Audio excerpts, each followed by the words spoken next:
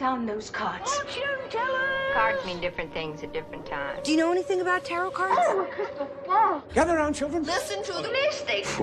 Journey. Podcast. I'm no mystic.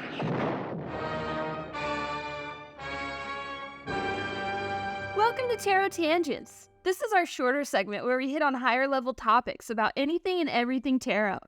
If you've got questions, stories, or just a good old rant you'd like to share, send it into tangents@mysticfooltarot.com for a chance to be featured. Hell yeah.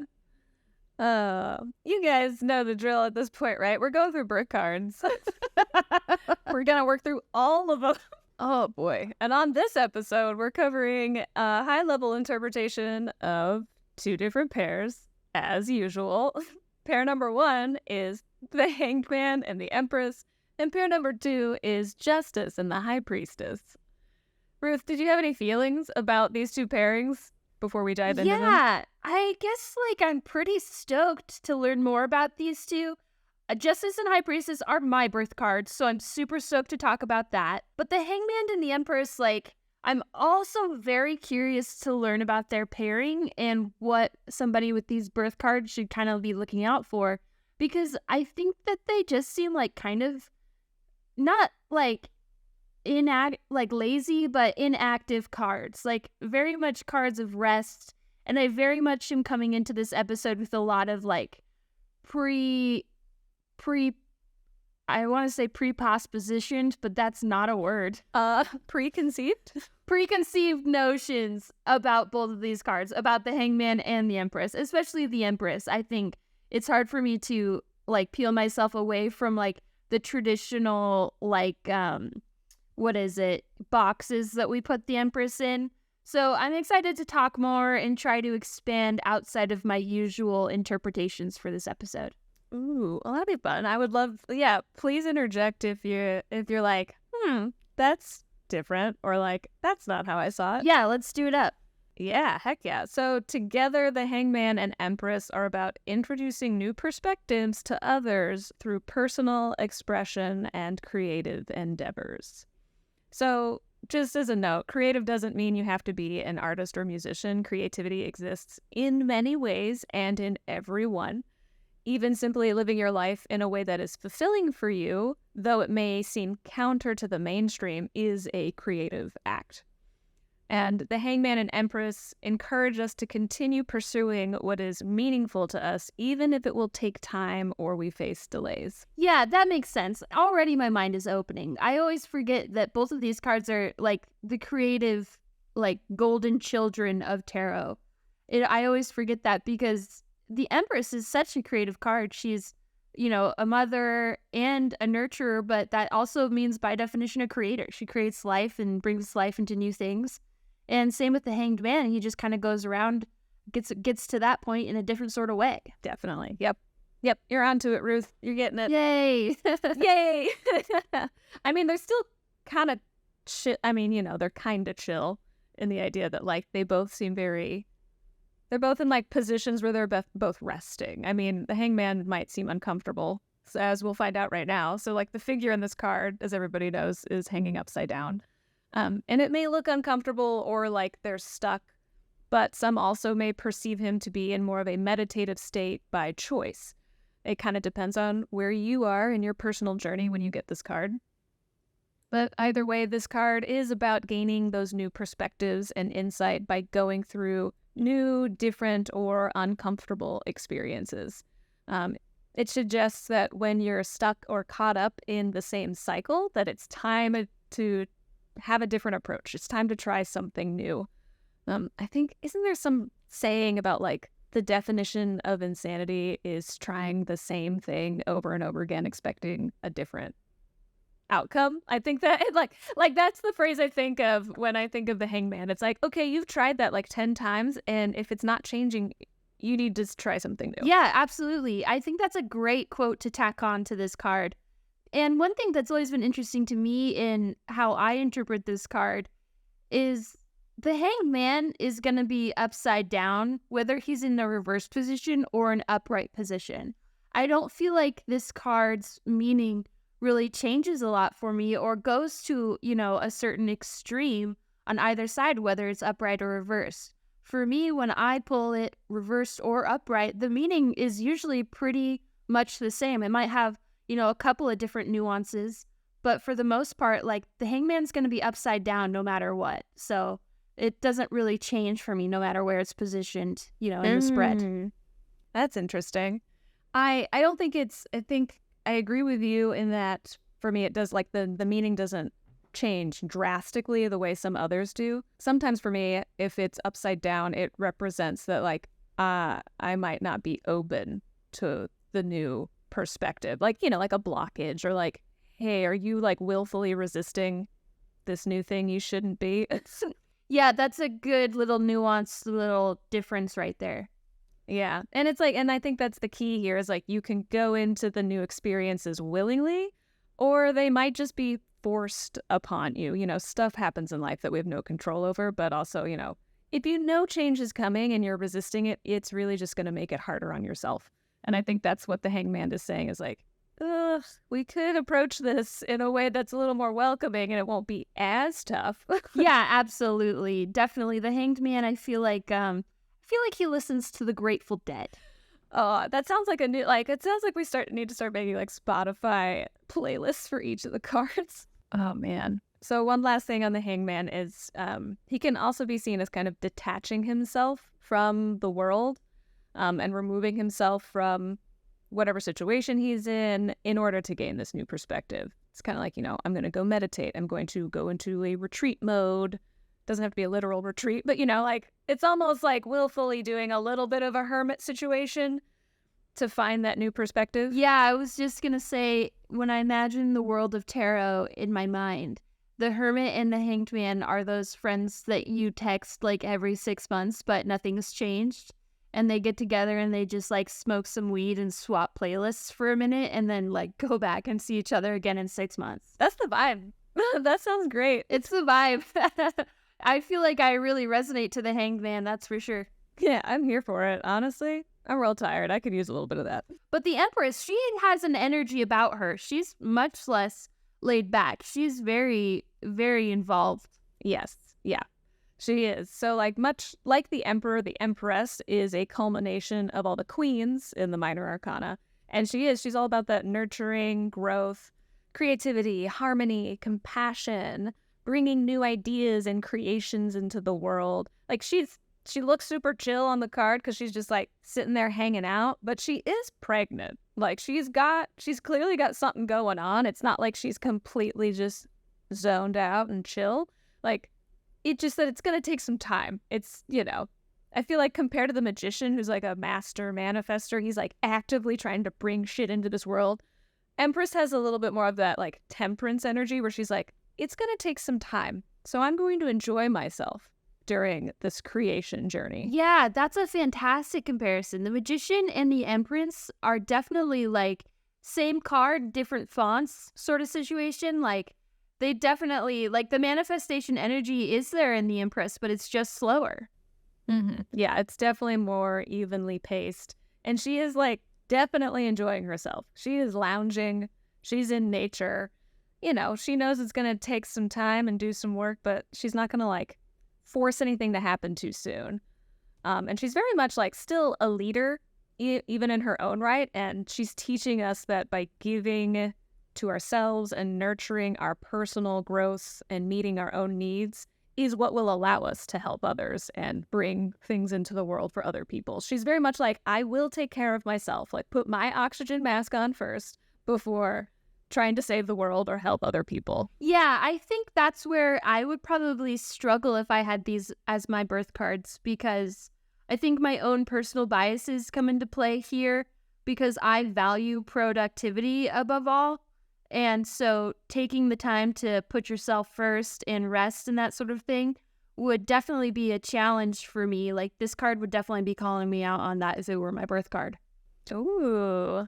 I mean, maybe there's still some lessons to learn, or you need to find someone with these birth cards and be friends with them. Right, exactly. Yeah, we got anybody out there who can teach us how to be the Empress? That'd be great. So kind of like a little bit of a last thing, like in the Emperor, we mentioned that, like, the way I remember him is he's the ultimate manager. Well, the Empress is like the ultimate mentor. So Emperor is very much manages how to achieve external goals and success, but the Empress mentors us and other individuals and focuses on our internal growth and success. So, you have those complementary energies of, yeah, we need to do stuff out in the world, but the Empress is also like, but don't forget about you, and don't forget about like the very close one-on-one relationships that you have. Yeah, fantastic. I mean, hey, unlikely pairing. Yeah, it does feel very weird. It was interesting to dive into these two together. But there are some challenges that come with these two, of course. Always challenges. So both of these cards, the Hangman and Empress, caution against becoming too detached to the point of becoming like negligent of others and how our actions affect those around us. And we need to watch that we don't use self-care or detachment as an excuse to be selfish, overindulgent, or as a way to avoid taking responsibility for ourselves. Yeah, for sure. And hey, tap into that creative energy, man. They're creative too, the definition of creativity in the tarot deck, those two cards right there. Great pairing. Well, Ruth, we're moving on to your birth cards. Yay, here we go. I'm so excited. Did you have any like preconceived ideas or like inklings about these two cards before I dive into them? Yeah, I mean, I can only speak about myself here. I mean, I feel like this is going to be the Ruth episode here, but I love both of these cards, absolutely. I think when I first learning about birth cards, as I've said, is the first thing I learned about in tarot. My very first tarot reading was by my uncle. He sat me down before we did it. He said, first we have to figure out your birth card. And he does it so you only have one birth card. So that one was just Justice. And then when I learned on my own time that you could actually have two, and that High Priestess was my pairing, I was like, dude, this freaking rocks, man. This is like magical duo extraordinaire. Like, truly the best pairing in all of birth cards. Big statement. But hey, that's my personal feelings. I think like Justice, like I relate a lot with like, balance, and there's not a lot of excess to that card or exaggeration. Like Justice, my sense of justice is strong in this world. I think probably I lean more into the reversed meaning of the Justice card a lot of times, so it's really a fight for me to like pull back on my love of justice. And I love the High Priestess so that everything is like cyclical and, tapping into your intuition, and, open-mindedness is also a quality it carries. And I think that I also try my best to like inhabit those qualities as well. So I'm excited to dive into it more and see more about how they work together, Anna, because I have trouble connecting the two, and I think that they're just such strong cards by themselves that trying to connect the two just has always seemed like not something I need to do because I have so much information from both. But learning about what they share would, I think, really benefit me in life. Well, hopefully, tall order, but hopefully this will help. Or it'll give you a little more Solve insight. my problems, Anna. Sure, let's try. Why not? That's what we're here to do. So together, these two cards, the High Priestess and Justice, they're both seekers. They each seek truth and understanding, just in different ways. So together, they show us a journey of making decisions through both knowledge and facts with the Justice card and wisdom and intuition with the High Priestess. And they tell a story of leading by example and uniting both the analytical and intuitive sides of ourselves to bring about a more fair and just world. Yeah, I think like we could categorize my life with these two cards. I feel like 0 to 18 years old was High Priestess mode, where it's like wisdom and intuition really led. And I wasn't really concerned about the knowledge and facts. But then a flip kind of switched. And then, after 18, I was all about the knowledge and facts. And now trying to like marry the two together is very difficult. It was very easy to go from intuition to knowledge and facts, but going from facts and knowledge to intuition is very difficult. So trying to find the balance there is very difficult, and where I see, these birth cards teaching me something about my own life. I love that you can identify literal time frames of your life where you're like, yeah, I was definitely in this card, and then I was vibing in this other card, and now you've reached the point where you're like, okay, we got to do both. We got to figure it out. Yeah, I like it. I like it's very clean. I like to do that. Especially, that's why the Fool's Journey comes in so handy, because it's like, I'm in my Empress era right now, and it was probably 3 to 6 months and that sort of thing. Or I lived my life for a year, and I can identify that was probably actually a tower situation, and I didn't realize it at the time. So, yeah. Oh, we love that. Well, that's to say, I'm hearing a lot of balance. And, in justice, we have the scales. So, I feel like personally, the meaning of this card is one of the more straightforward ones. Not that actually acting on it is easy or straightforward or obvious, but it's kind of all about what everybody probably thinks. It's making informed, balanced decisions. So that character, the person on the card, holds a sword and the balanced scales, and they're advising us to seek knowledge, fairness, facts, and consider the cause and effect of our actions when we make decisions. And it reminds us that all of our actions have consequences. The consequences could be good, but obviously they can be bad. So we need to act with integrity and maintain accountability in everything that we do. Yeah, totally. And I think one thing about the card that's always stuck out to me is that it demands everything and everyone to be their own true and authentic selves. And it really doesn't like any sort of compromise on that value. And I think it reminds me a lot of the Thelema concept of true will. If everybody does what they need to do, then we'll all be fine. That's kind of the justice card. It really it can be scary to think about, and the language around it is harsh, but it's actually very freeing.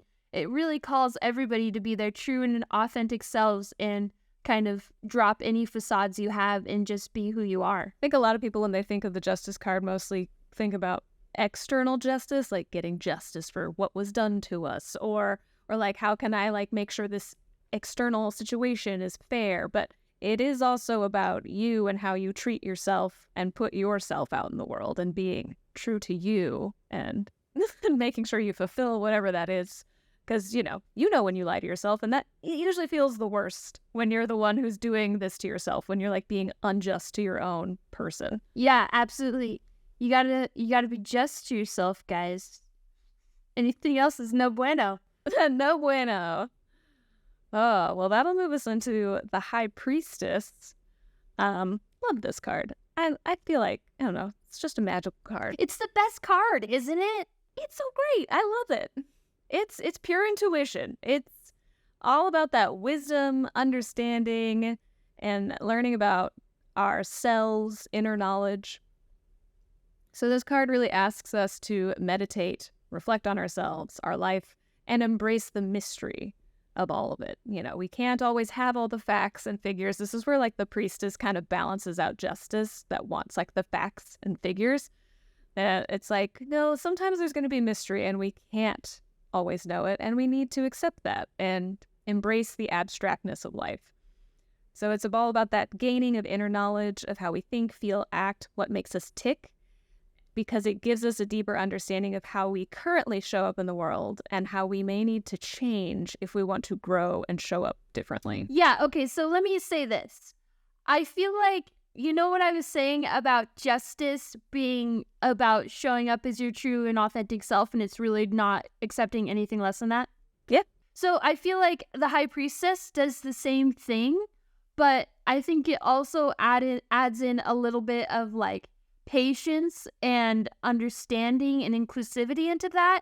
I feel like the unifying core of these two cards is showing up as your true self and accepting who you are and nothing less, dropping the facades. But the High Priestess really adds in a layer of hey, let's add some play and variation into how you show up and that sort of thing.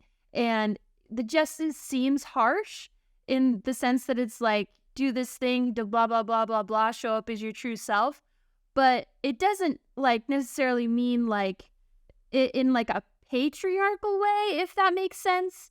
Like the High Priestess really balances out where it's like, hey, come as you are. Like who you are is enough. And if you want to add different aspects to your personality, if you want to like change and shift and add new things and sprinkle this and that into it, that's cool too. But both of these cards are about like acceptance and inclusion. I think it's just one's a little bit more harsh about it and one's a little bit more like free flowing about it. I really like that. That's a really good add on to that, because the High Priestess really is like, you know, she's mysterious and very wise, but she's chill about it. She's like, yeah, you can come. All accepting, and... man. Yeah, she's very accepting. I appreciate that aspect of this card. This is probably why I like it so much. The last little thing about the High Priestess, you know, we mentioned the word wisdom a lot. It's like seeking wisdom.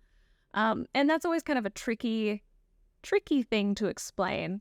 But as kind of like just a little like overview, wisdom is about integrating knowledge, experience, reflection, the ability to examine yourself, people, and situations, open-mindedness, and compassion. That sounds like a lot of things, but like, whereas knowledge is knowledge, wisdom is taking knowledge and putting it into action through some of these other components, like open-mindedness. And one of my favorite phrases, which I play Dungeons and Dragons, so it comes up a lot when we're trying to explain the difference between intelligence and wisdom, is that intelligence is knowing tomatoes are a fruit. Wisdom is not putting tomatoes in a fruit salad. Wow, that's amazing. Dude, we are on it with the quotes today. We're quotesy McGee's over here, man. We're killing the game. Anything to help our listeners and ourselves understand things better, right? Like, come on. Yeah, absolutely. And I think like wisdom, there's been a few words where we've talked about this kind of concept of like broadening your definition of words. And wisdom definitely plays in that too. Like I feel like we just talked about it in The Death and the Emperor, or the Empress and the Hanged Man, where it's like I was struggling with it because my initial interpretation of the Empress is nurturing, motherhood, that sort of thing, obviously, because she's pregnant. But being pregnant is also a very creative thing. You're literally creating something. And so that broadens the definition of what creativity is a little bit. And it's the same thing with wisdom here. Like, wisdom isn't just the hermit card, all-seeing eye, you know, man behind the curtain dealio. It's also, you know, a lot of other traits in it as well. Like you said, open-mindedness and compassion are also, you know, traits of wisdom. I think it's always important to explore concepts that sound really vague and abstract so that way we can, you know, get a better understanding of them. So we aren't just spitting out words like intuition, wisdom, and everyone's like, I don't even know what that is. Yeah, everything's a lot less rigid than we think. The last little bit about these two cards is their challenges. So, you know, these two cards caution against becoming hypercritical, arrogant, and haughty, and self-righteous. I think that one's really obvious with the Justice card. Totally. So when we're seeking to create, a more equitable and fair world, we need to make sure we don't turn to the same actions and thoughts that were used to bring about the unjust version of the world in the first place. It reminds me, oh, look, another quote. It reminds me of Nietzsche. Whoa! What? Nietzsche's quote, whoever fights monsters should see to it that in the process he does not become a monster. Oh, good one. Well, yeah, so both of these cards, like, you know, when they're in that pair together, it's about bringing about a, you know, a more equitable and fair world, as well as like doing yourself justice by learning about yourself and being who you should be authentically. But don't get gatekeepy, don't get rude about it, don't throw it in people's faces that you're taking the higher path, and don't use that to justify being cruel. And it's so hard not to do that. It's so hard. I feel like it's like these cards together, that in the worst form, they just become into a mean girl attitude. And a mean girl attitude isn't helpful for anybody, especially yourself. And it's so easy to hate on everything in this world because this world is freaking insane with this beast of capitalism that we're in. And it's hard to not just get like, hey, I know the facts of the situation. I know better than anybody in America, and I can't believe that nobody else doesn't agree with me and my thoughts and opinions. And it becomes like very moody and unapproachable, and like a lot of despair lives in that. And that's no fun, but it's easier to go through life that way, you know? Like it's easier when you can silo down, you can know the facts of the situation, and even if they're true or not, that just closes you off more and more. It's so much better to, you know, use these two cards in their better forms, you know, quote unquote better, where you're more open. And like you said, wisdom is also compassion and just an ability to examine people in situations with an open mind. And so it's difficult. The challenges in this card are very difficult. But, you know, the answers are even more difficult. To lean into, you know, to choose the higher road when justice is one of your cards is very difficult. So I think it's definitely two cards of action and self-improvement, and that kind of sucks. I kind of want the Hanged Man and the Empress so I can just chill. I'm ready to chill now. Well, hey, don't forget to subscribe. Your sense of justice is not going to allow you to not subscribe here. So drop a review so we can find new fans. Tell your friends, lean into that High Priestess energy, and share the truth you found with our podcast. And also follow us on all socials. Our handles are Sweet Death Inc. and Mystic Fool Tarot on all platforms. See you later. Okay, bye.